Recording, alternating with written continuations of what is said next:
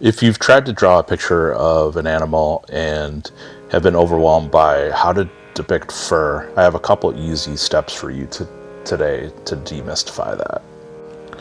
If you break down the process of drawing fur into 3 to 4 steps, it's going to make the process a lot easier and it's going to feel a lot less overwhelming. Hey, welcome to my channel. My name is David. Thanks for stopping by. So the first thing to think about is the tools that you're using to draw the picture. You want to know what you want to get from each tool. So for the pencils you're choosing, in this example I'm using charcoal. I want to know for each pencil what's going to give me the darkest value, what's going to give me the lightest value. Do I need something to lay down bigger, flatter areas of value? Is there a tool that does that? Is there a tool that I can use to remove value and create highlights? And then what is the tool I'm going to use to create the actual thin lines that actually look like hair? The next step is to work in layers.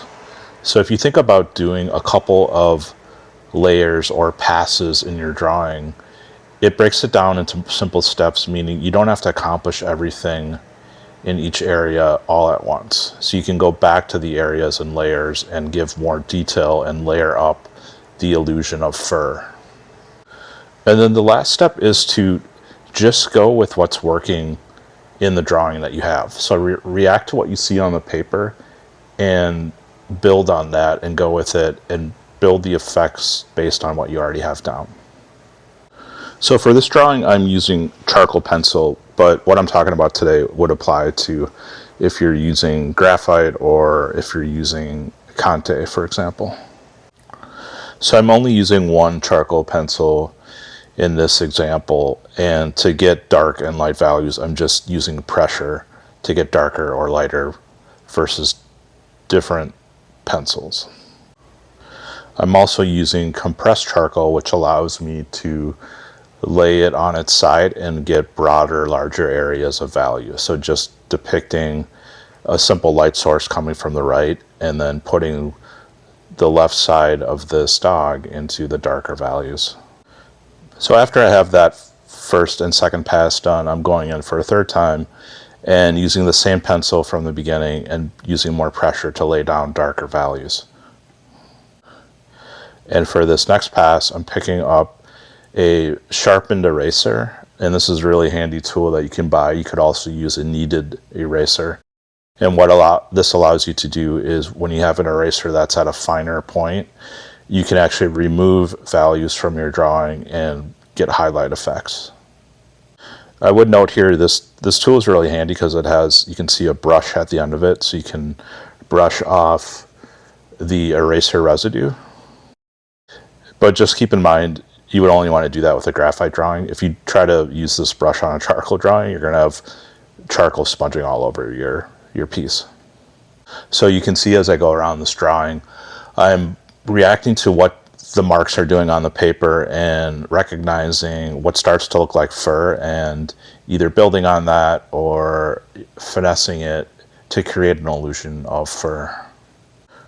The next tool I'm using is called a blending stump, and this is a really handy tool that you can use to smooth out and create more subtle and more nuanced nice effects with your graphite and with your charcoal.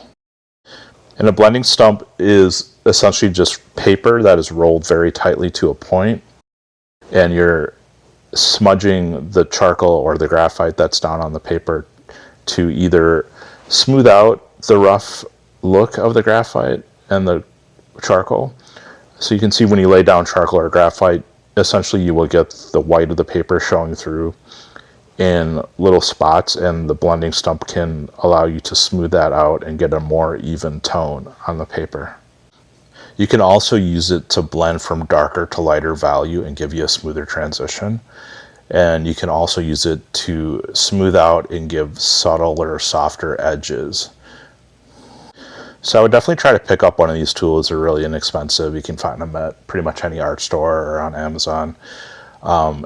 And there's also what's called a tortillon. I don't know if I'm pronouncing that right way. That is essentially a smaller version of a blending stump. So it's shorter and it's not as thick, and it only has one edge that has a point. And those are used for smaller, more detail situations. So this is a larger drawing, so if you're going to work in finer detail, I would pick up a tortillon. The other thing to note with the blending stump is you can see that one edge of the stump is dark from the charcoal and one edge is light. And you want to keep those separated, meaning just always use one side for dark, one side for light. If I were to pick up this stump and use the dark side on a lighter area of the drawing, you're going to get that dark charcoal onto your drawing. So it'll essentially act like a pencil at that point, taking the lead that's the charcoal or lead that's on the stump and putting it back down onto the paper. To bring your blending stump back to a point, you just simply use a sandpaper block or a sandpaper pad to sharpen it the same way you would sharpen a drawing pencil with a sandpaper block. So I'm continuing to go in and add even darker values and more detail around the eyes and areas of the head. In this example, I'm focusing mostly on the head to illustrate what I'm talking about with layers and trying to get what you want out of each tool. The bottom part of the drawing I'm going to leave more unfinished, but you would apply the layering principle into the bottom portion as well.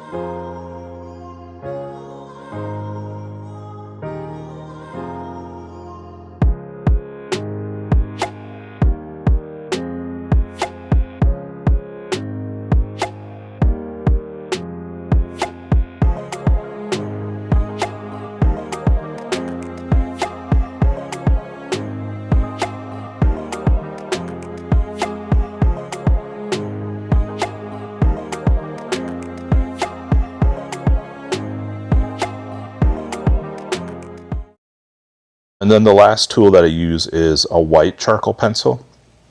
And this is really great because it brings out detail and it starts to give the illusion of individual furs on this dog. And you can see this when we zoom in.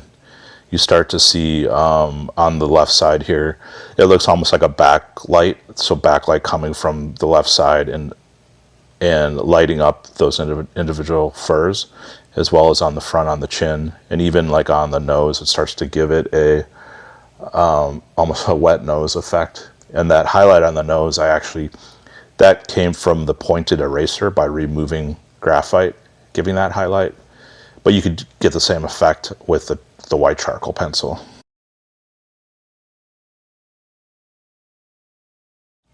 Thanks so much for watching, and we'll see you next time.